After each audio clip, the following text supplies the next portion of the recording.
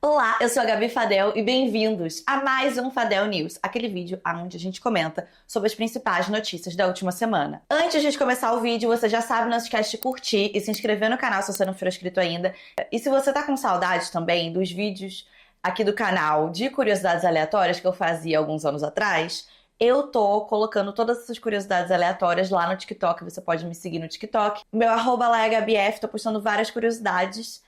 Então me sigam no TikTok. E vamos para as notícias, porque a gente tem muita coisa para falar hoje. Eu quero começar aqui falando dos ataques de Israel, a última cidade que ainda está com população em Gaza, chamada Rafah. Basicamente, todos os refugiados de outras regiões de Gaza, durante todo esse tempo dos ataques a região de Gaza, né, que Israel está fazendo contra Gaza, todas essas pessoas refugiadas, elas foram aos poucos descendo de Gaza e estão todas se concentrando em Rafah. É a última cidade que ainda resiste na região. E Israel está atacando essa cidade. Está se falando muito sobre isso essa semana, justamente por ser o único refúgio ainda disponível para essas pessoas. Em Rafah se encontram, em sua maioria, crianças e mulheres, que já são refugiados de outros lugares. Crianças foram carbonizadas nos últimos ataques. E isso fez com que começasse uma campanha chamada Todos os Olhos em Rafah, em inglês All Eyes in Rafah, falando de toda a comunidade internacional que está vendo o que está acontecendo na cidade. Eu tenho aqui uma crítica só a essa campanha, que a imagem que todo mundo compartilhou, e foram milhares e milhares de compartilhamentos no Instagram, é uma imagem feita por inteligência artificial. E eu acho que quando a gente tem uma guerra desse tamanho, com a quantidade de pessoas mortas e pessoas arriscando a própria vida justamente para denunciar e para noticiar o que está sendo feito lá, eu acho que é importante a gente usar imagens que de fato são imagens do conflito. Tanto pra gente não desensibilizar, a coisa não ficar parecendo falsa, como a imagem que é claramente falsa de inteligência artificial. A gente precisa ter as imagens reais pra gente ter a noção de fato do conflito e não parecer que é uma coisa distante e... entendeu? Do que eu tô falando. E também pra gente honrar o trabalho dessas pessoas que estão arriscando a própria vida no conflito. Eu acho que imagens de inteligência artificial têm o seu lugar e sua hora. E certamente, para falar de um conflito, de uma guerra, de um genocídio, não é a hora certa para isso. Aqui eu quero fazer um parêntese de uma observação extremamente pessoal, tá? Da minha experiência de vida. Eu já falo sobre o conflito em Gaza há alguns anos, tá? Eu não comecei a falar disso agora. Se você olhar alguns Fadéis News para trás, com o passar dos anos, eu já tinha mencionado sobre isso antes. Sempre foi uma coisa que às vezes eu trazia de alguma forma. Nas raras ocasiões, né, que eu postava sobre isso, às vezes, por exemplo, no Instagram, tinha essa menina que eu imagino que ela também assistia o meu canal aqui no YouTube. Mas ela sempre comentava no meu Instagram sobre isso. E essa menina, ela morava em Israel. Mora, quer dizer, né? Imagino. E ela falava que era um absurdo eu estar espalhando desinformação sobre o conflito de Gaza. E quando tudo isso começou, né, no ano passado, né, essa parte mais recente do conflito, porque já é um conflito de décadas e décadas, né? 75 anos, se não me engano. Quando essa parte mais recente do conflito começou em outubro, essa menina começou a me mandar um monte de DM falando que era pra eu falar sobre as coisas e tal, do que lado que eu estava agora. Obviamente, eu me posicionei, eu falei, né, do jeito que eu tenho feito já aqui há muito tempo. E essa menina, inclusive, parou, ela falou assim: essa última vez que eu vou falar sobre isso com vocês, estou muito decepcionada, piriri, bararó. Eu queria de verdade, do fundo do meu coração, que essa menina aparecesse de novo. Eu não consigo me lembrar o nome dela. O que você acha agora? O que você ainda pensa sobre esse assunto? Porque eu queria entender se ainda tem pessoas que seguiram a lavagem cerebral do governo fascista de Israel e dos Estados Unidos, que ainda está sob efeito disso, entendeu? Porque até o Biden tá tentando propor resoluções do conflito já passou de todos os limites. Isso era uma tragédia anunciada há muitos anos, e era por isso que eu já falava disso há anos. Então, assim, eu queria de verdade que essa menina aparecesse. Aparece. Eu não consigo me lembrar o seu nome, mas aparece por aí. Me diz o que você ainda acha sobre isso. Enfim, vamos pro próximo. Essa daqui, olha só, aconteceu, agora a gente já tá em junho, né? Mês do orgulho, parabéns para todos, todas.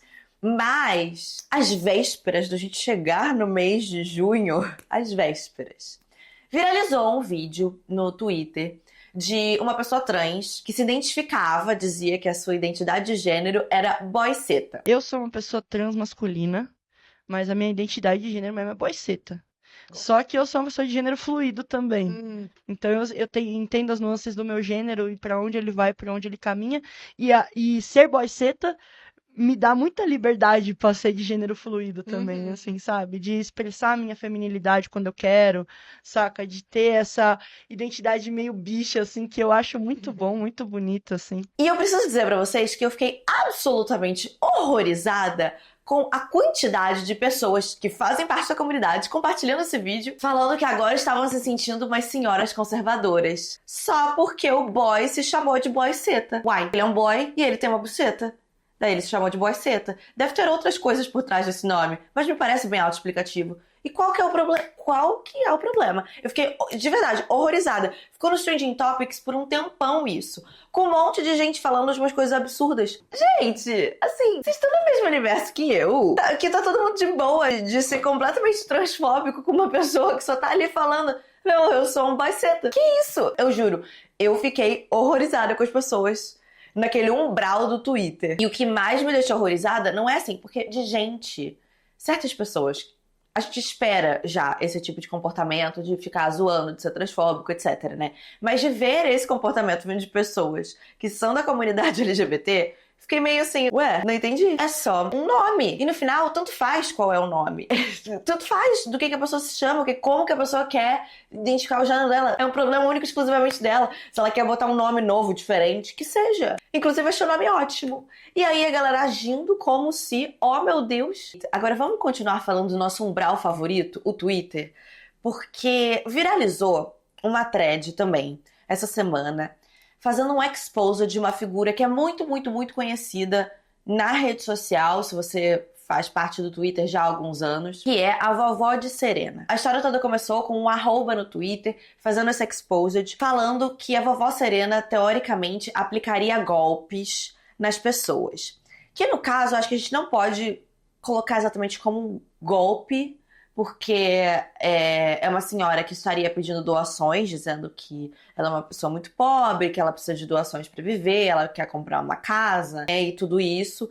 Essa história toda começa, né, vários anos atrás, se não me engano em 2019, com essa senhora pedindo doações para tentar salvar a cadelinha dela, que é a tal da Serena, por isso que é a vovó de Serena. Essa cadelinha já teria falecido, mas essa senhora teria continuado ali no Twitter e nas redes sociais pedindo essas doações. Então a história é mais ou menos essa, né? Ali em 2018, a cachorrinha ficou doente, ela começou a pedir doações, disse que teria vendido tudo pra conseguir salvar a cachorra mesmo assim veio a falecer, e a partir daí ela disse que ela não tinha mais nada e começou a pedir essas doações pra sobreviver. E o que as pessoas no Twitter têm dito é que ela sempre dizia nos posts que ela não tinha recebido nenhuma doação naquele dia, mesmo quando as pessoas mesmas tinham doado pra ela. Então elas sabiam que ela tinha acabado de receber uma doação, que aquelas pessoas tinham feito, então que não era verdade que ela não tinha recebido doações. E aí aqui muitas pessoas teriam começado a acusar essa senhora de outras coisas, né? Dizendo que ela tinha filhos que tinham faculdade, que tinham boas condições de vida, começaram a investigar, achar outros familiares que também tinham boas condições de vida. Muitas pessoas ali fazendo cálculos de que ela receberia muitas doações por mês, né? Houveram pessoas, inclusive, dizendo que ela teria recebido 5 mil reais por mês de ajuda do governo naquele período. E nesse expose tinha gente dizendo, por exemplo, que já tinha se oferecido para pagar os remédios dela, mas que ela negou até o fim, que ela queria que fosse doações em dinheiro. Muita gente falando que não existe como viver de 5 anos só por doações, né? Que essa pessoa estaria se aproveitando das outras. E o negócio acabou tomando uma proporção tão grande que chegou a sair em várias matérias de jornal. E aqui eu quero falar um pouco sobre isso, porque eu acho que, em primeiro lugar, a gente precisa tomar cuidado com essa coisa de exposed, né? Uma coisa é falar sobre coisas que você acha estranho e coisas que aconteceram com você em torno daquela pessoa, como, por exemplo, o caso dos remédios que uma pessoa relatou, né? E outras pessoas que disseram que tinham doado dinheiro e que aí ela continuava dizendo que ninguém tinha doado, essas coisas assim. Outra coisa é a gente começar a extrapolar isso baseado em achismos nossos, de quanto dinheiro que essa pessoa tá fazendo por mês e etc, e falar que é golpe, enfim. no final das contas, todo mundo doa pra quem quiser. Mas eu preciso aqui falar um pouco de como eu, por exemplo, acabo lidando com esse tipo de coisa online, tá? Sempre tenho uma certa desconfiança de gente que coloca muita pressão pra doações, que tá em todos os posts e que de alguma forma faz com que você se sinta culpado se você não doar. Eu sempre tenho um pouco de pé atrás, de gente que acaba viralizando muito nesse sentido, assim, sabe? E forçando muito uma barra para que você poste alguma coisa de alguma coisa, ou que você doe e poste. Sempre um pouquinho de pé atrás. Porque no final das contas, a gente não sabe, a gente não tem todas as informações que está realmente acontecendo, além, né, do que aquela pessoa tá falando. E ninguém é obrigado a doar. Então não dá pra você ficar fazendo as outras pessoas se sentirem culpadas, né? Porque elas não querem doar, porque ninguém é obrigado realmente. Do mesmo jeito que, se você quiser doar, você pode doar pra quem você quiser. Eu já tinha esse perfil silenciado no Twitter há muito tempo. Porque era um perfil que estava constantemente em todos os lugares, inclusive nos meus próprios posts, pedindo doação em coisas que não tem nada a ver com aquilo, de forma insistente, e eu sempre achei esse tipo de atitude me deixava um pouco com o pé atrás. E eu acho que é importante eu falar isso aqui, justamente pra gente ficar ligado desse tipo de manipulação, sabe? É claro que você pode doar pra quem você quiser, né? Mas na internet a gente nunca tem a história completa. Do mesmo jeito que eu acho exposed perigosos, porque por mais que você não concorde com o que essa senhora pode estar fazendo, por mais que você não queira doar, dependendo de como você faz esse exposed, você levar uma manada de pessoas, fazer bullying online com essa pessoa, né? Acabar assediando, indo atrás de parentes dessa pessoa e esse tipo de coisa, é um comportamento também que é extremamente tóxico e você não sabe o que pode acontecer, né, a partir disso. Tem pessoas que acabam, né, enfim, tirando a própria vida com esse tipo de coisa. E eu acho que tem que ter muito cuidado com esse tipo de exposed, tá? Uma coisa é falar, gente, não doem pra esse perfil, eu não dou pra esse perfil, eu não concordo com as práticas, aconteceu isso comigo quando eu interagi com esse perfil. Outra coisa é fazer um exposed enorme, gigantesco de uma pessoa. Enfim, eu tenho minhas ressalvas com esse tipo de atitude. Qualquer um pode chegar na internet, abrir o Twitter, abrir o Instagram e falar o que quiser de uma outra pessoa. E não cabe a gente acreditar em tudo cegamente que a gente vê na internet, viu? Então vamos com calma. Mas e a briga da Luana Piovani com o Neymar? Eu adoro a Luana Piovani porque a gata não deita pra ninguém, ela não tem medo de ninguém, ela fala as coisas mesmo, né? O que acontece é que saiu uma notícia que tá rolando um projeto de lei para privatizar certas praias do Nordeste. Saiu uma outra notícia de que o Neymar fez uma parceria com uma construtora justamente para construir um condomínio de luxo numa dessas praias aí. É claro que é um projeto de lei. Não significa que vai acontecer. Significa que está sendo avaliado, passa pelo Senado, passa pela Câmara de Deputados, passa por um monte de coisa ainda. Esse tipo de coisa demora anos até, de fato, virar um negócio, tá? Projeto de lei. Só que dá pra votar, né, se você é contra ou a favor desse projeto de lei. E a Luana Piovani foi no Instagram e falou que era para as pessoas votarem que elas eram contra.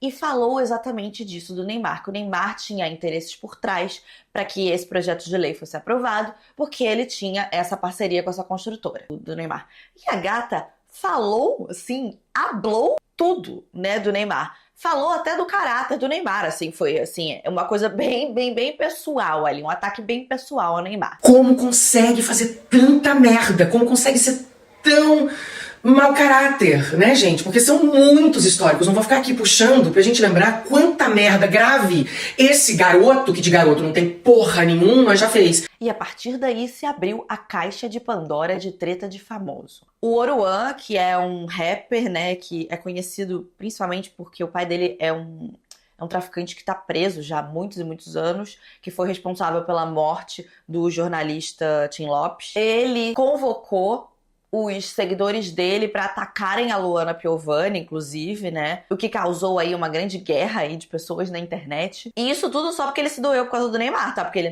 nem tava na história. Ninguém falou de Oruan. Do nada, o querido ali resolveu se doer. Não, vão lá, meus fãs, defender o Neymar. E aí o Neymar chegou, foi no Instagram e falou que Luana Piovani está velha, está querendo lacrar na internet. Então que já tá ali sendo misógino, né? Chamando a gata de velha, como se isso fosse alguma coisa que fosse desqualificar alguém. Luana Piovani meio que deu uma cagada, porque ele falou, nem ligou muito, entendeu? Porque o problema dela, enfim, acho que realmente não era... vai ficar aí dizendo que eu tenho que enfiar um sapato na minha boca? Foda-se. entendeu? Meu problema é que você continua sendo o mesmo, das coisas que você faz, da maneira que você age. Eu não gosto do jeito que você fala, não gosto do jeito que você se mexe, eu não gosto... Enfim, isso daí ela não falou não, isso daí sou eu falando. Mas ela deu uma cagada aí pra essas histórias do Neymar. E aí as coisas continuaram a se desenvolver, entendeu? Porque daí o Defante fez um post quando tava rolando meio que tudo isso, falando assim, privatiza a cabeça do meu pau. Postou isso no Twitter. Era só isso, ele sequer mencionou o Neymar. E aí o Neymar pegou e ele fez um story, postou lá o Defante falando, que absurdo, foi na minha casa, agora tá dando dessa. Gente, que show de horror. Meu Deus do céu, quem faz isso?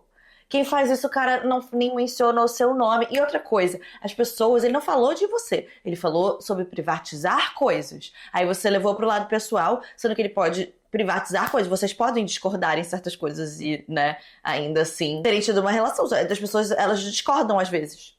E as pessoas, elas podem falar que elas discordam de certas coisas, né? O cara não gostou de um projeto de lei, ele não precisa estar falando sobre você. Ele pode estar falando só sobre um projeto de lei. E aí, o Defante, ainda assim, ainda deitou pro Neymar, cara. O Defante deitou pro Neymar. Foi pedir desculpa, daí o Neymar ainda postou nos stories o pedido de desculpa do Defante.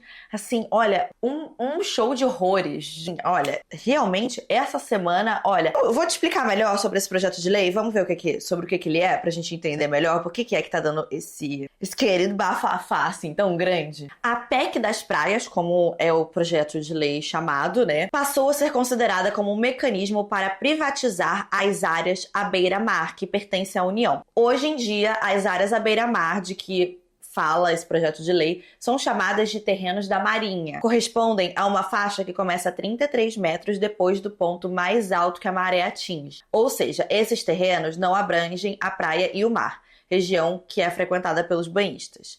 Essa parte continuaria pública. Os terrenos da Marinha correspondem a uma camada mais atrás da praia, onde ficam geralmente hotéis e bares. Pela legislação atual, a União, dona dos terrenos da Marinha, pode permitir que pessoas e empresas usem e até transmitam as terras aos seus herdeiros, mas, para isso, esses empreendimentos têm que pagar impostos específicos. Ou seja, o que é esse projeto de lei? Ele diz que as terras que são imediatamente ali depois da praia, elas são terras que são da Marinha. E você pode sim, meio que ter o direito a utilizar aquele terreno, só que você tem que pagar impostos para utilizar esse terreno, e você pode até passar pelos seus herdeiros, tá? Mas tem impostos ali específicos. É como se esse terreno não fosse realmente seu. É como se ele fosse meio que alugado, você conseguisse passar esse aluguel para seus herdeiros, sabe? É meio que explicando, é assim. O que esse projeto de lei diz é que essas áreas, então, elas passariam a ser realmente vendidas, elas poderiam de fato pertencer a uma pessoa, seriam privadas, terrenos privados, que não é como é hoje em dia. Mas as praias, a parte da areia e a parte da água continuariam a ser públicas. E aí agora vamos ver o que é que a PEC propõe, como é que ficaria com esse projeto de lei. O texto discutido no Senado prevê a autorização para a venda dos terrenos da Marinha a empresas e pessoas que já estejam ocupando a área, ou seja, você já tem um terreno ali, ele pode ser seu. Pelo projeto, os lotes deixariam de ser compartilhados entre o governo e quem os ocupa e teriam apenas um dono, como um hotel ou um resort. Conforme o texto, só permaneceria com o governo áreas ainda não ocupadas e locais onde são prestados serviços públicos, como portos e aeroportos, por exemplo. Basicamente, o que seria privatizado aí não é exatamente a praia em si. A praia continuaria sendo pública. Ninguém pode privatizar a praia do Brasil. É público, toda a praia do Brasil. Não, ninguém pode dizer assim, não, nessa praia que você não vai, nessa faixa de areia você não vai porque é minha. Não, isso não existe no Brasil. Mas o que seria privatizado seria o acesso a essa praia. Para a especialista, a proposta não prevê a privatização direta das praias, mas possibilita que uma empresa resolva cercar o terreno da praia e impeça a passagem de banhistas na faixa de areia, como já acontece em certos resorts hoje em dia. E deixa eu explicar mais uma coisa. Por que é que essa região ali, logo depois da praia, ela é uma região tão importante? É uma região, geralmente, que é de mangue, né? E isso é importante para a manutenção do clima, da vegetação local. Você ter essa proteção do mangue ali. E isso também seria preocupante, porque daí acabaria com toda essa vegetação ali de mangue que tem logo antes das praias também. Eu acho que o Brasil tem leis muito legais de praia, sabe? Eu ficaria triste que fosse diferente. Porque, uma coisa de quem viaja muito, sabe? Tipo, mas se tem uma coisa que eu acho acho que assim, é muito Brasil no topo, é o fato de que as nossas praias são sempre públicas. Você pode ir pra qualquer praia que você quiser. Ninguém pode te impedir. E vários lugares pra onde eu vou, pra onde eu viajo, cara, às vezes você tem que ir pra um beach club, tem que pagar um negócio pra entrar numa praia. Tem uma consumação pra ficar ali. Tem praia, eu fui pra Tulum no início do ano, não tem mais praia pública em Tulum. Se você for uma galera local, não tem grana pra pagar, você não entra em praia nenhuma. Até a praia mais baratinha ali, você tem que pagar pra entrar. Tanto pra pagar pra entrar, quanto pra estacionar. Não tem outro jeito, sabe? Então, eu acho que é muito Brasil no topo a gente ter disponível para toda a população uma coisa que é lazer de forma pública e gratuita. Agora a gente precisa falar num caso bizarro que tem direito até a seita enfiado no meio. Vamos lá que agora eu vou te explicar esse caso desde o início. Quem foi Djadja? Djadja, ela foi uma pessoa muito importante pra quem torce pelo boi garantido, porque ela foi, por alguns anos, a Sinhazinha do boi. Sinhazinha é aí um personagem que tem no festival do boi, né, que acontece lá no Amazonas, e é uma personagem, assim, que é fixa, digamos assim, tá sempre, em todas as apresentações do boi, sempre tem uma Sinhazinha. E ela foi essa Sinhazinha por alguns anos. Então, o pessoal tinha muito carinho ali pela Djadja, apesar dela já não ser mais a Sinhazinha, né? Há alguns anos já. E aí, na terça-feira, foi divulgada a morte da Djadja com 32 anos. Muito, muito, muito nova. Primeiro, disseram que ela estava em depressão profunda, né? E não divulgaram a causa da morte. Só que logo após isso acontecer, começaram a vazar alguns áudios de pessoas que seriam da família da Djadja.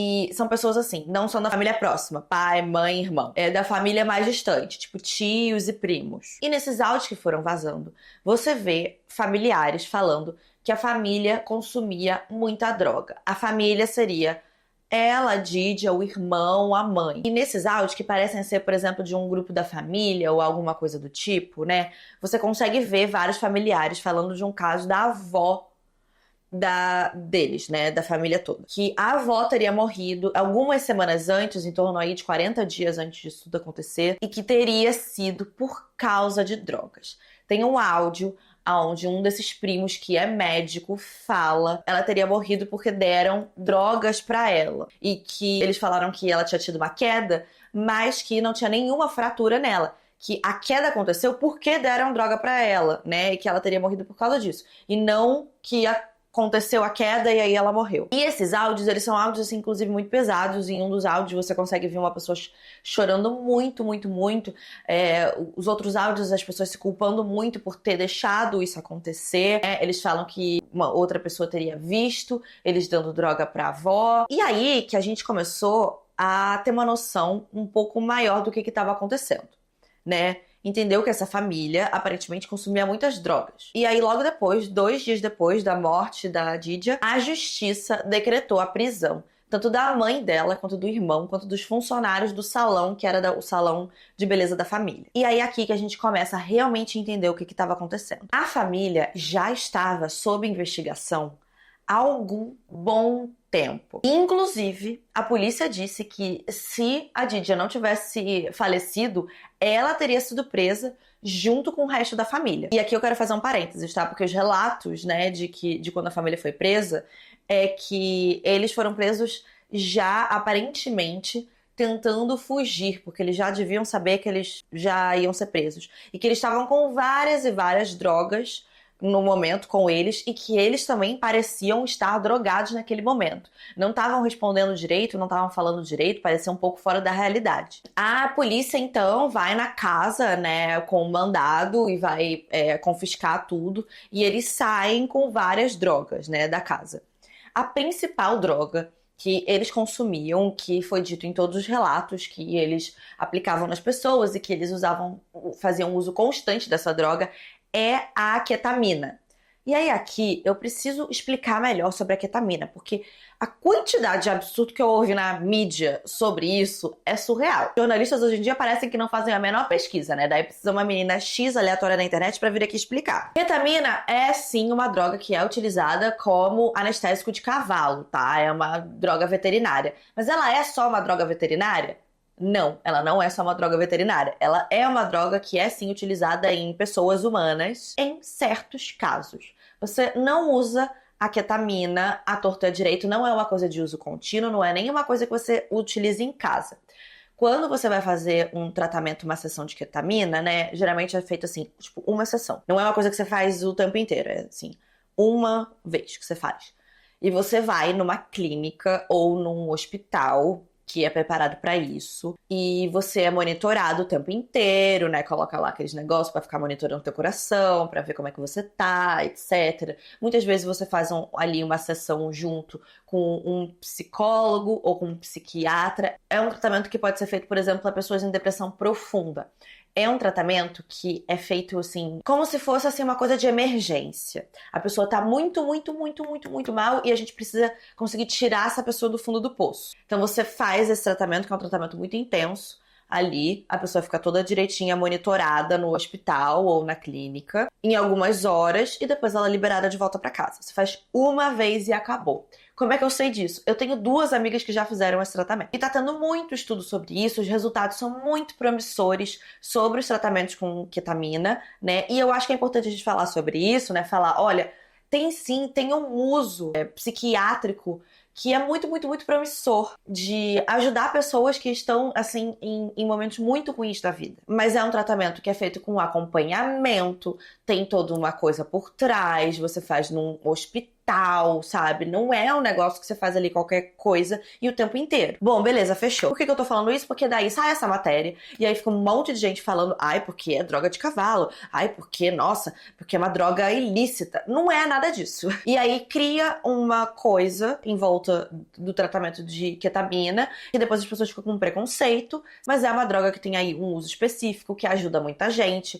então também não é por aí, tá, gente? Mas enfim, não era desse jeito que essa família usava essa ketamina, né? Que em primeiro lugar, ela não era uma ketamina que era legalizada para uso humano, eles pegavam a ketamina de cavalo mesmo, que não tem diferença. Mas não é assim que é para ser utilizado, né? Se você tá comprando para cavalo, não é pra gente. E o que é que eles faziam? Qual que era o modus operandi? Eles tinham uma seita, essa família, chamada Pai, Mãe, Vida. Onde a mãe da Didia, que é a Cleusimar Cardoso Rodrigues, ela era a Virgem Maria. O filho dela, o Ademar, era Jesus. E a Didia era Maria Madalena. Era esse o contexto. E o que eles diziam nessa seita é que as pessoas tinham que ler um livro chamado Cartas de Cristo. Que, gente, assim, o livro não é um livro, tipo, da seita, entendeu? É um livro que já existe e que eles simplesmente pegaram ali e enfiaram dentro da seita deles, tá? Mas é um outro livro.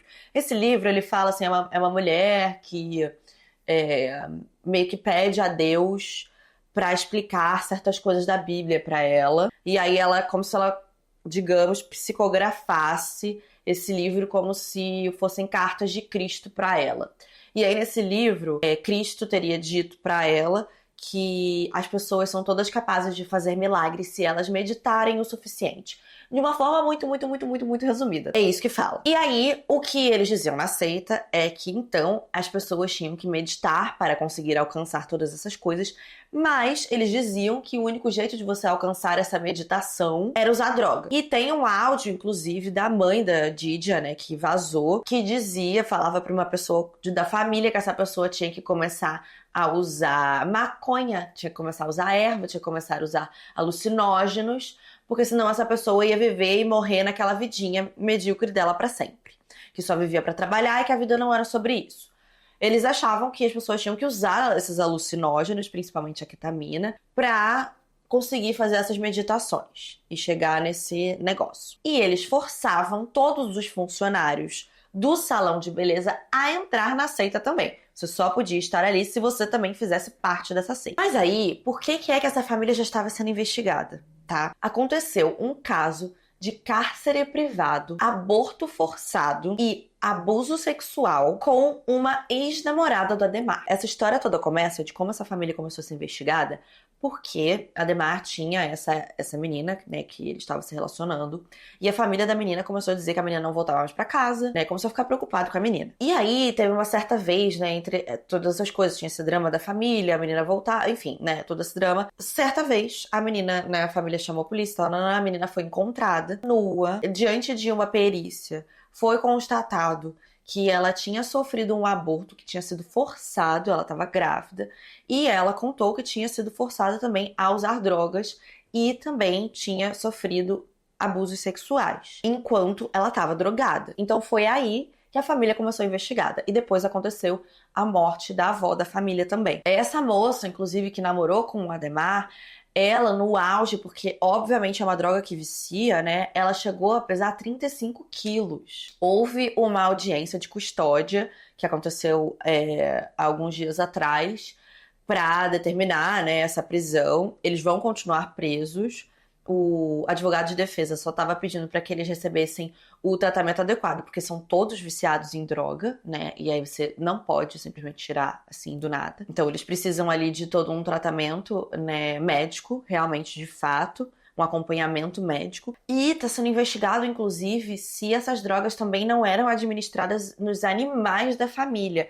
Porque aparentemente eles tinham cachorros e tal, e também a Didia tinha muitas cobras, por algum motivo, eles não sabem se elas eram utilizadas de alguma forma, né, mas ela tinha muitas cobras também, e eles acreditam que talvez eles pudessem administrar essas drogas nesses animais também, tá sendo investigado. É muito, muito triste ouvir os áudios. Você consegue encontrar muito fácil aqui no YouTube, se você quiser ouvir os áudios na íntegra inteiros. De você ouvir um desses primos falando que eles eram os primos favoritos dele antes, que ele não consegue entender como que isso aconteceu. Porque pra mim, esse caso, o que deixa, assim, esse caso, pra mim, mais bizarro, é que pra mim não é tanto um caso de seita. Claro que tem ali uma seita que eles construíram e eles obrigaram pessoas a participar ali disso, mas me parece que é muito mais uma coisa assim de droga mesmo, né? Não era uma coisa tanto deles quererem controlar as pessoas, era mais que a droga acabou com aquela família e fez com que eles fossem acabando com as outras pessoas ao redor deles. E aí você pensa em como que essas outras pessoas da família, essas pessoas um pouco mais distantes da família, assistindo tudo isso, não se sentem. De você ser incapaz de conseguir impedir que certas coisas aconteçam. Esse é um caso realmente que eu acho que é muito, muito, muito chocante da gente ver o que não pode acontecer na vida das pessoas quando elas entram em certas coisas.